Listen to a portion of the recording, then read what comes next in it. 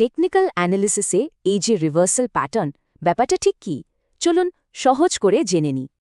Share বাজারের ট্রেডাররা সবসময়ই পরবর্তী পদক্ষেপের জন্য একটা সংকেতের খোঁজ করেন। এরকমই একটা সংকেত হল রিভার্সাল প্যাটার্ন, কিন্তু নামটা শুনলে একটু ভুল মনে হতে পারে। মানে একটা ট্রেন্ড শেষ হয়ে আরেকটা শুরু, কিন্তু বাস্তবে কিন্তু এমনটা খুব কমই হয়। এটা আসলে একটা সতর্কবার্তা, বাজারের সেন্টিমেন্ট যে বদলাচ্ছে এটা তারই ইঙ্গিত দেয়। ব্যাপারটা অনেকটা সামনের গাড়ির ব্রেক লাইটের মতো, এটা শুধু একটা সংকেত, কোনো গ্যারান্টি নয়। রিভার্সাল প্যাটার্নের মধ্যে একটি হল আমব্রেলা লাইন। এর দুটি প্রধান ধরন, হ্যামার আর হ্যাঙ্গিং ম্যান।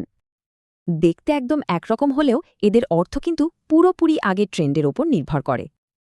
আচ্ছা, একটা ক্যান্ডেলকে হ্যামার বলতে হলে তাকে ৩টা শর্ত মানতেই হবে।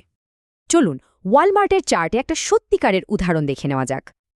দেখুন, ২৪ তারিখের ক্যান্ডেলটা সব নিয়ম মেনেছে, কিন্তু ২২ তারিখেরটা, ওটার শ্যাডো যথেষ্ট লম্বা নয়।